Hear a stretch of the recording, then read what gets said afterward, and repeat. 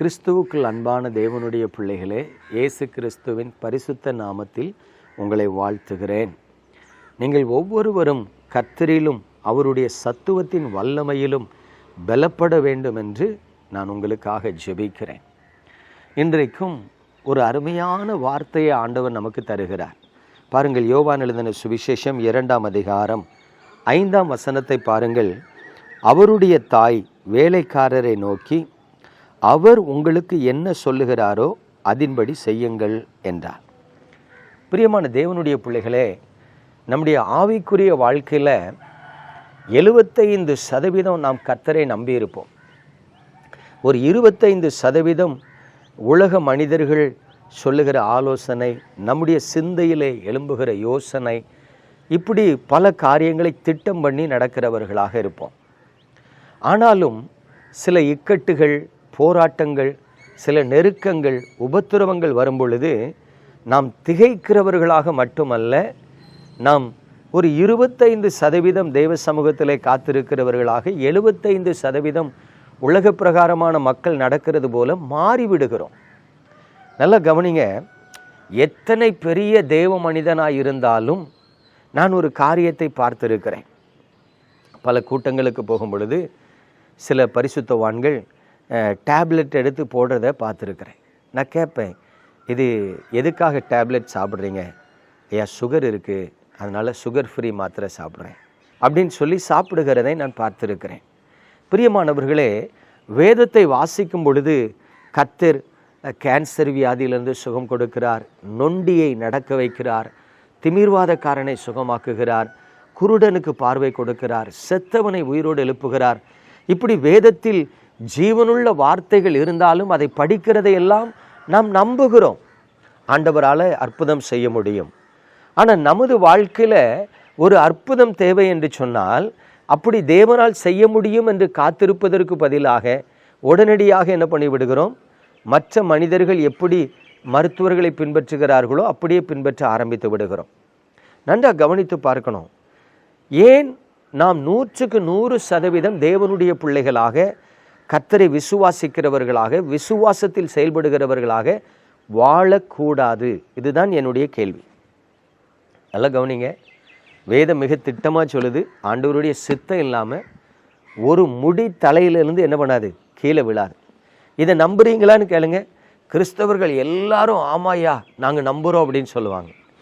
ஆனால் ஒரு சின்ன ப்ரெஷர் வியாதி, ரொம்ப டேஞ்சரஸ், ப்ரெஷருங்கிறது சாதாரணமானது கிடையாது, டேஞ்சரஸ், இல்லை ஒரு சுகர் வியாதி, இல்லை ஒரு சின்ன அல்சர் வியாதி, இந்த பலவீனெல்லாம் வரும் பொழுது நாம் தேவ சமூகத்தில் போய் காத்திருந்து ஜெபிக்கிறோமா அப்படின்னு சொல்லி பார்த்தீங்கன்னா, ஜெபிப்போம், காத்திருந்து ஜெபிக்கிறது இல்லை. ஆண்டவர் என்ன சொல்லுகிறார் என்று கேட்டு விசாரித்து நடக்கிற அனுபவமும் நம்மிடத்துல இல்லை. டாக்டரை போனால் 2 மாத்திரை தருவார், வாங்கி சாப்பிட்டுட்டு போயிட்டே இருங்கப்பா அப்படிங்கிற நிலைமைக்கு மாறிவிடுகிறோம். பிரியமானவர்களே, அதனால்தான் நமது வாழ்க்கையில் அற்புதங்கள் நடப்பதில்லை. ஆனால் அற்புதங்களை எதிர்பார்க்குறோம். 5 நிமிஷம் ஜெபம் பண்ணிட்டு அற்புதத்தை எதிர்பார்க்குறோம். நான் விசுவாசிக்கிற ஆண்டவரேன்னு சொல்லிட்டு அற்புதம் நடக்குதான்னு எதிர்பார்க்குறோம். இது எப்படின்னா, இந்த சினிமாவில் மாயாஜாலம் காட்டுவோம் பார்த்தீங்களா, அதே போல் ஒரு மாயாஜாலத்தை எதிர்பார்க்குறோம். பட் வேதம் என்ன சொல்லுகிறது? இங்கே யோவான் எழுதின சுவிசேஷத்தில் சொல்லப்பட்டிருக்கு, இயேசு கிறிஸ்து அவருடைய சீசர்களோடு கானா ஒரு திருமண வீட்டிற்கு அழைக்கப்பட்டிருக்கிறார். ஒருவேளை அது இயேசுவின் உறவின் முறையானவர்களாக இருந்திருப்பார்கள் என்று நினைக்கிறேன். ஆகவே மரியாளும் அங்கே இருக்கிறார். இப்போ திருமண விருந்து நடைபெற்று கொண்டிருக்கிறது. விருந்தில் திராட்சை ரசம் குறைபட்டுட்டு, நம்ம ஊர் கல்யாணத்தில் பாயாசம் முடிஞ்சிடும் தெரியுமா, அதே மாதிரி தான். இப்போ திராட்சை ரசம் குறைபட்ட உடனே இயேசுவின் தாயாகிய மரியாள் அதை கவனித்து கொண்டு இருந்திருக்கிறார்கள். ஆகவே அவங்க சொல்கிறாங்க, வேலைக்காரனை பார்த்து, இயேசுவிட்ட போங்க, அவர் என்ன சொல்கிறாருன்னு பார்த்து அதன்படி செய்யுங்க. இப்போ வேலைக்காரர்கள் இயேசுவினிடத்தில் வரும் பொழுது ஆண்டவர் சொல்கிறாரு, இந்த தண்ணீரை மொண்டு போய் பந்தி விசாரிப்புக்காரன்ட்ட கொடுங்கப்பா. அவ்வளோதான். தண்ணீரை மொண்டு கொண்டு போய் பந்தி விசாரிப்புக்காரன்ட்ட கொடுக்குறாங்க. தண்ணீர் திராட்சை ரசமாக மாறிவிட்டது. அப்படியானால் இந்த வேத பகுதி நமக்கு கற்றுக் கொடுக்கிற ஒரு ஆழமான ஆசீர்வாதமான சத்தியம் என்னவென்று சொன்னால், எந்த காரியமும் இயேசுவினிடத்தில் வரும் பொழுது அது ஆசீர்வாதமாய் மாறும். இன்னைக்கு நமது காரியங்களை எல்லாம் இயேசுவினிடத்தில் கொண்டு செல்லுகிறோமா? இதுதான் உங்களிடத்தில் நான் கேட்கிற கேள்வி.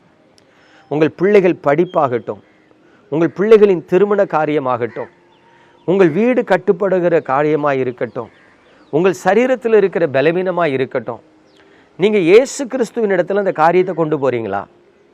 எனக்கு ஒரு அருமையான தகப்பனாரை தெரியும். அவருக்கு ஒரு 61 வயது இருக்கும்போது பார்த்தீங்கன்னா சுகர் வியாதியில் கஷ்டப்பட்டார். அவர் என்கிட்ட வந்து சொன்னார், தீர்மானமாக பலன், நான் மாத்திரையே எடுக்க மாட்டேன், ஆண்டோட்ட போய் ஜெபிக்க போகிறேன். பாருங்கள், வைராக்கியமாக ஜெபம் பண்ணார். ஒரு நாள், ஒரு வாரம், ஒரு மாதம், 2 மாதம், 3வது மாதம் அவர் வந்து சொல்கிறாரு, எனக்கு சுகர் வியாதியே இல்லை, கர்த்தர் எனக்கு முற்றிலுமாய் சுகத்தை தந்தார். பிரியமான தேவனுடைய பிள்ளைகளே, எங்கள் ஃபெல்லோஷிப்பில் எல்லாரும் ஆச்சரியப்பட்டாங்க.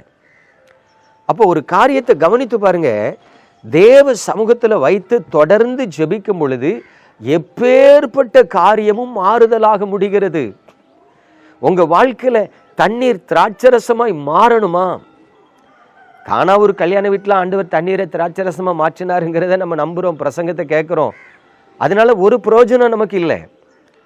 நமது வாழ்க்கையில் அற்புதம் நடந்தாதான் நமக்கு பிரயோஜனம். அப்போ உங்க வாழ்க்கையில் அற்புதம் நடக்கணும்னா நீங்க தேவ சமூகத்தில் உங்க பிரச்சனையை கொண்டு போங்க, அதை ஜெபம் பண்ணுங்க. முதல் நாள் ஜெபிக்கும் போது ஆண்டவர்ட்ட இருந்து பதில் கிடைக்காது. ஒரு நாள், ஒரு வாரம், ஒரு மாதம் தொடர்ந்து காத்திருந்து ஜெபம் பண்ணுங்க. நான் என்ன சொல்றேன்னா, 1 வருஷம் ஜெபித்த பிறகு உங்களுக்கு ஒரு அற்புதம் நடக்குதுன்னா அந்த அற்புதத்தை வேண்டாம் நம்ம ஏன் சொல்லணும்? உங்க வாழ்க்கையிலும் தண்ணீர் திராட்சரசமாய் மாறும். உங்க வாழ்க்கையிலும் இருக்கிற கரடுகள் மாறும். உங்க வாழ்க்கையில் இருக்கிற தரித்திரங்கள் மாறும். உங்களை பயப்படுத்துகிற மரண கட்டுகள் மாறும். உங்களோடு போராடுகிற வியாதியின் பலவீனங்கள் மாறும். ஆண்டவர் தண்ணீரை திராட்சரசமாய் மாற்றினது போல உங்கள் கண்ணீரை ஆனந்த களிப்பாய் மாற்றுவார். நம்ம ஜெபிப்போமா? எங்கள் அன்பின் பரலோக தகப்பனே, பரிசுத்தமான அந்த காலை வேளையில உமது கிருபையுள்ள கரத்தில் உங்கள் பிள்ளைகளை தருகிறேன், ஆசீர்வதிக்கிறேன். ஆண்டவரே, உம்முடைய பிள்ளைகளின் வாழ்க்கையில என்ன பிரச்சனையோடு, எந்த தேவையோடு போராடி ஜெபித்து கொண்டிருக்கிறார்களோ தெரியாது.